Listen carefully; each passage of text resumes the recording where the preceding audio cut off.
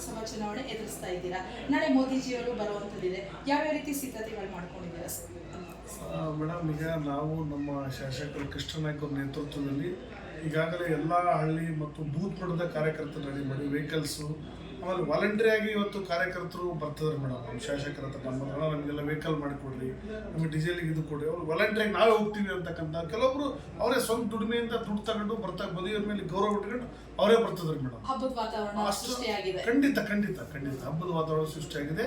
ಮತ್ತು ಹಡಗಲಿಂದ ನಾವು ಒಂದು ಕನಿಷ್ಠ ನಮ್ಮ ಶಾಸಕರ ನೇತೃತ್ವದಲ್ಲಿ NDA ಅಭ್ಯರ್ಥಿ ಆಗಿರ್ತಕ್ಕಂಥ ರಾಮುಲು ಸಾಹೇಬರಿಗೆ ಒಂದು 30,000 ಲೀಡ್ ಕೊಡಬೇಕು ಅಂತ ನಿರೀಕ್ಷೆಯಲ್ಲಿ ನಾವು ಅದಕ್ಕೂ ಹೋರಾಟ ಕೂಡ ಮಾಡ್ತಿದ್ವಿ ಮೇಡಮ್. ಬಟ್ ಒಳ್ಳೆ ರೆಸ್ಪಾನ್ಸ್ ಇದೆ ಜನರಿಂದ.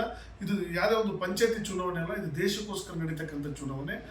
ಈ ಸತಿ ನಾವು ಮೋದಿಗೆ ಓಟ್ ಕೊಡಲೇಬೇಕು, ಯಾಕಂದ್ರೆ ದೇಶ ಕಾಯಕ್ಕೆ ಮೋದಿ ಅನಿವಾರ್ಯ ಅಂತಂದೇಳಿ ಸಾಮಾನ್ಯ ಜನರು ನಾವೆಲ್ಲ ಹಳ್ಳಿಗಳು ಕ್ಯಾಂಪೇನಿಗೆ ಹೋದ್ರೆ ಅವರು ನಮ್ಮ ಶಾಸಕರು ನಮಗೆ ಹೇಳ್ತಾರೆ ಮೇಡಮ್.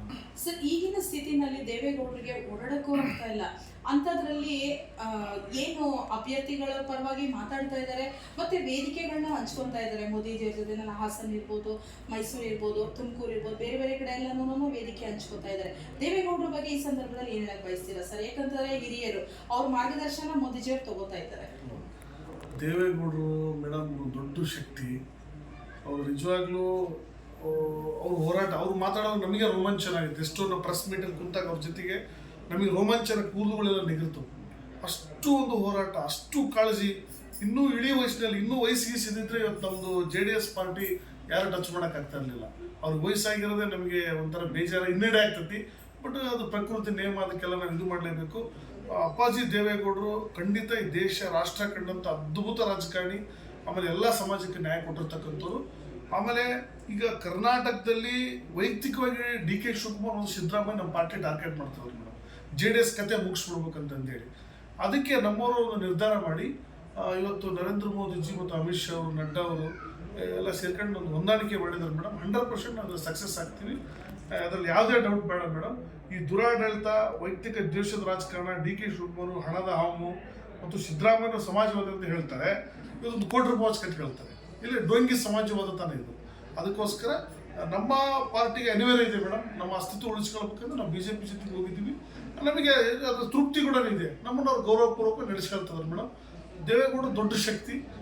ಖಂಡಿತ ಅವ್ರು ಇನ್ನೂ ಬದುಕಬೇಕು, ಬಾಳಬೇಕಂತ ಭಗವಂತನಲ್ಲಿ ಪ್ರಾರ್ಥನೆ ಮಾಡಿದ್ರು. ಸರ್, ಕರ್ನಾಟಕದಲ್ಲಿ ಟೋಟಲ್ ಆಗಿ 28 ಲೋಕಸಭಾ ಅಭ್ಯರ್ಥಿಗಳಲ್ಲಿ ಎಷ್ಟು ಸೀಟ್ ಗೆಲ್ಬಹುದು ಸರ್?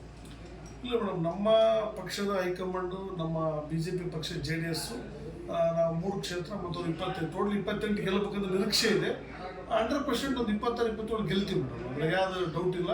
ಯಾಕಂದರೆ ಇದು ನಾವಾಗಲೇ ಹೇಳಿದೆ, ಪಂಚಾಯತಿ ಚುನಾವಣೆ ಅಂದರೆ ದೇಶಕ್ಕೋಸ್ಕರ ನಡೀತಕ್ಕಂಥ ಚುನಾವಣೆ. ಮೋದಿಯನ್ನು ನೋಡಿ ಖಂಡಿತ ಜನರು ವೋಟ್ ಮಾಡ್ತಾರೆ, ಅದು ಅವಶ್ಯಕತೆ ಇದೆ, ಅದರಲ್ಲಿ ಯಾವುದು ಡೌಟ್ ಬೇಡ ಮೇಡಮ್. ಮತದಾನದ ಬಗ್ಗೆ ಏನು ಹೇಳ್ತೀರಾ ಸರ್?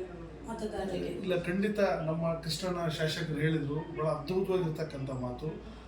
ಹಿಂದೆ ಸಂವಿಧಾನ ಬರೋಕ್ಕಿಂತ ಮುಂಚೆ ಕೆಲವೊಬ್ಬರಿಗೆ ಮತದಾನ ಹಕ್ಕಿತ್ತು ಮೇಡಮ್, ಕೆಲವೊಬ್ಬರಿಗಿತ್ತು. ಅದನ್ನೇ ಬಾಬಾ ಸಾಹೇಬ್ರ ಸಂವಿಧಾನ ಬರೆಯೋದ್ರ ಮುಖಾಂತರವಾಗಿ ನಾನು ನಮ್ಮ ಅಣ್ಣ ಶಾಸಕ ಕೃಷ್ಣನ ಜೊತೆಗಿಂತ ಭಾಳಷ್ಟು ವೇದಿಕೆಯಲ್ಲಿ ಹೇಳಿದ್ದೀನಿ ನಾನು.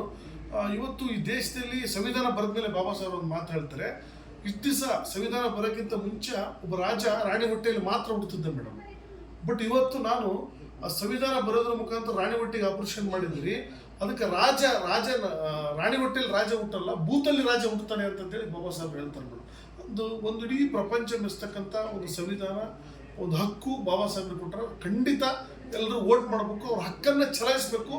ಯಾಕಂದರೆ ಅದು ನಿಜವಾಗ್ಲೂ ನಮಗೆ ಸಿಕ್ಕಿರ್ತಕ್ಕಂಥ ಅದು, ಯಾಕಂದರೆ ಹಿಂದೆ ಯಾರಿಗೂ ಇರಲಿಲ್ಲ, ಅದು ನಮಗೆ ಪ್ರತಿಯೊಬ್ಬರಿಗೆ ಸಿಕ್ಕಿದೆ.